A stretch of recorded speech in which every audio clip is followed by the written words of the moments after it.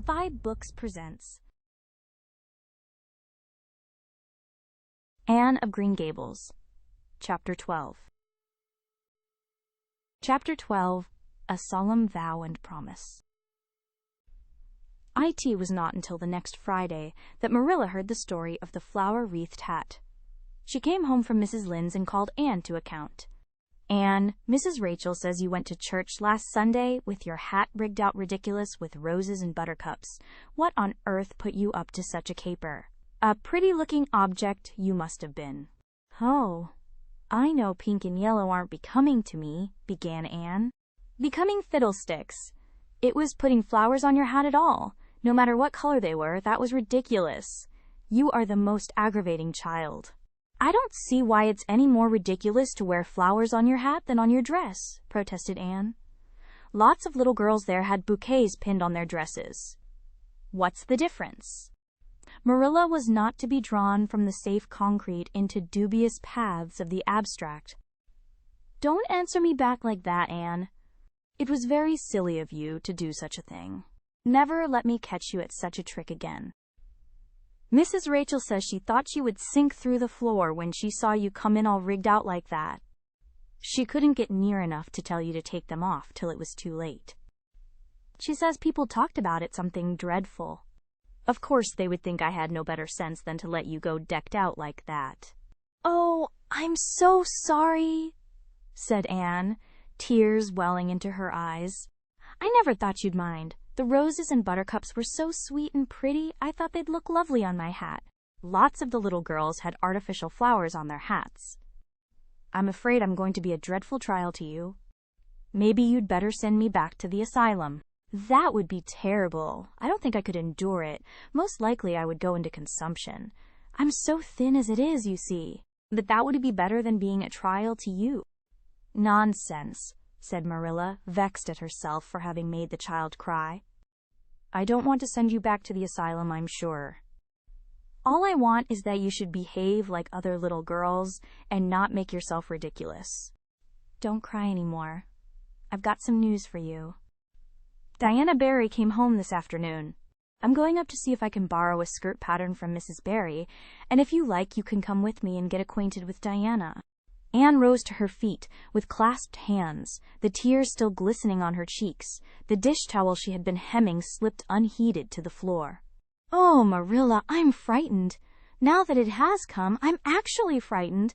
What if she shouldn't like me? It would be the most tragical disappointment of my life." "Now, don't get into a fluster, and I do wish you wouldn't use such long words. It sounds so funny in a little girl. I guess Diana LL like you well enough. It's her mother you've got to reckon with. If she doesn't like you, it won't matter how much Diana does. If she has heard about your outburst to Mrs. Lynde and going to church with buttercups round your hat, I don't know what she'll think of you.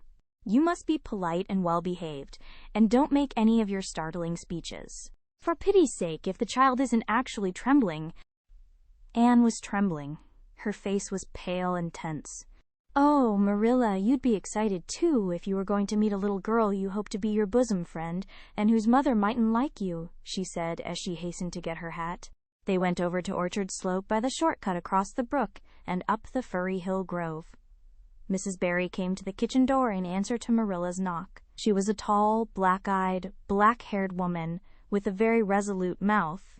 She had the reputation of being very strict with her children. "How do you do, Marilla?" she said cordially. "Come in. And this is the little girl you have adopted, I suppose?" "Yes, this is Anne Shirley," said Marilla. "Spelled with an E," gasped Anne, who, tremulous and excited as she was determined there should be no misunderstanding on that important point. Mrs. Barry, not hearing or not comprehending, merely shook hands and said kindly, "How are you?" "I am well in body, although considerable rumpled up in spirit, thank you, ma'am," said Anne gravely, then aside to Marilla in an audible whisper, "There wasn't anything startling in that, was there, Marilla?" Diana was sitting on the sofa, reading a book which she dropped when the callers entered. She was a very pretty little girl, with her mother's black eyes and hair and rosy cheeks, and the merry expression which was her inheritance from her father. "This is my little girl Diana," said Mrs. Barry. Diana, you might take Anne out into the garden and show her your flowers. It will be better for you than straining your eyes over that book. She reads entirely too much. This to Marilla as the little girls went out, and I can't prevent her, for her father aids and abets her. She's always poring over a book. I'm glad she has the prospect of a playmate. Perhaps it will take her more out of doors. Outside in the garden, which was full of mellow sunset light streaming through the dark old firs to the west of it, stood Anne and Diana, gazing bashfully at each other over a clump of gorgeous tiger lilies. The berry garden was a bowery wilderness of flowers, which would have delighted Anne's heart at any time less fraught with destiny. It was encircled by huge old willows and tall firs, beneath which flourished flowers that loved the shade. Prim, right-angled paths neatly bordered with clamshells intersected it like moist red ribbons, and in the beds between old-fashioned flowers ran riot. There were rosy bleeding hearts and great splendid crimson peonies, white, fragrant narcissi and thorny, sweet Scotch roses, pink and blue and white columbines, and lilac-tinted bouncing bets, clumps of southernwood and ribbon grass and mint, purple Adam and Eve, daffodils, and masses of sweet clover white with its delicate, fragrant, feathery sprays, scarlet lightning that shot its fiery lances over prim white musk flowers. A garden it was where sunshine lingered, and bees hummed, and winds, beguiled into loitering, purred and rustled. "Oh, Diana," said Anne at last, clasping her hands and speaking almost in a whisper. "Oh, do you think you can like me a little? Enough to be my bosom friend?" Diana laughed. Diana always laughed before she spoke. "Why, I guess so," she said frankly. "I'm awfully glad you've come to live at Green Gables. It will be jolly to have somebody to play with. There isn't any other girl who lives near enough to play with, and I've no sisters big enough." "Will you swear to be my friend forever and ever?" demanded Anne eagerly. Diana looked shocked. "Why, it's dreadfully wicked to swear," she said rebukingly. "Oh, no, not my kind of swearing.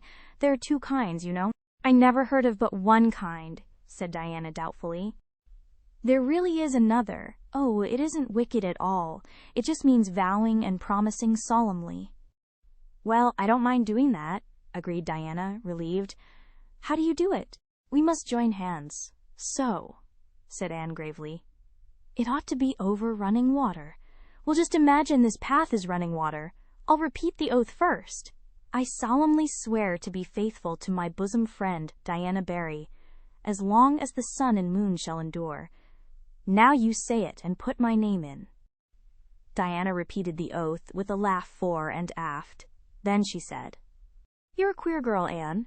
I heard before that you were queer, but I believe I'm going to like you real well." When Marilla and Anne went home, Diana went with them as far as the log bridge.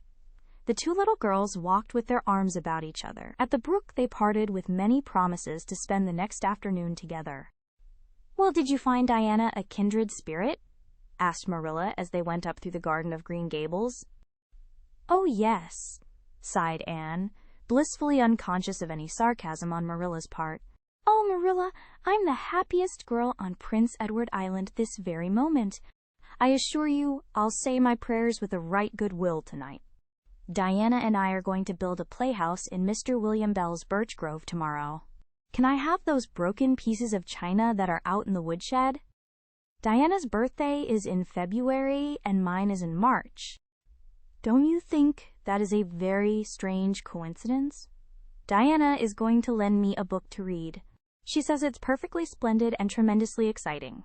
She's going to show me a place back in the woods where rice lilies grow. Don't you think Diana has got very soulful eyes?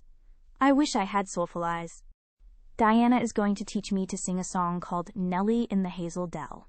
She's going to give me a picture to put up in my room. It's a perfectly beautiful picture, she says. A lovely lady in a pale blue silk dress. A sewing machine agent gave it to her. I wish I had something to give Diana. I'm an inch taller than Diana, but she is ever so much fatter. She says she'd like to be thin because it's so much more graceful, but I'm afraid she only said it to soothe my feelings. We're going to the shore someday to gather shells. We have agreed to call the spring down by the log bridge the Dryad's Bubble. Isn't that a perfectly elegant name? I read a story once about a spring called that. A dryad is sort of a grown-up fairy, I think. Well, all I hope is you won't talk Diana to death, said Marilla. But remember this in all your planning, Anne. You're not going to play all the time, nor most of it. You'll have your work to do, and it'll have to be done first. Anne's cup of happiness was full, and Matthew caused it to overflow. He had just got home from a trip to the store at Carmody, and he sheepishly produced a small parcel from his pocket and handed it to Anne with a deprecatory look at Marilla. I heard you say you liked chocolate sweeties, so I got you some, he said. Humph, sniffed Marilla. It'll ruin her teeth and stomach. There, child, don't look so dismal. You can eat those, since Matthew has gone and got them. He'd better have brought you peppermints. They're wholesomer. Don't sicken yourself eating all them at once now. Oh, no, indeed I won't, said Anne eagerly. I'll just eat one tonight, Marilla, and I can give Diana half of them, can I? The other half will taste twice as sweet to me if I give some to her. It's delightful to think I have something to give her. I will say it for the child, said Marilla when Anne had gone to her gable. She isn't stingy. I'm glad, for of all faults I detest stinginess in a child. Dear me, it's only 3 weeks since she came, and it seems as if she'd been here always. I can't imagine the place without her. Now, don't be looking I told you so, Matthew. That's bad enough in a woman, but it isn't to be endured in a man. I'm perfectly willing to own up that I'm glad I consented to keep the child and that I'm getting fond of her, but don't you rub it in, Matthew Cuthbert. Thank you for tuning in to vibeBooks. We hope you enjoyed this journey. Please consider liking, commenting, and subscribing to our channel. Check out our playlist or explore vibeBooks for more classic stories. Until next time, happy listening.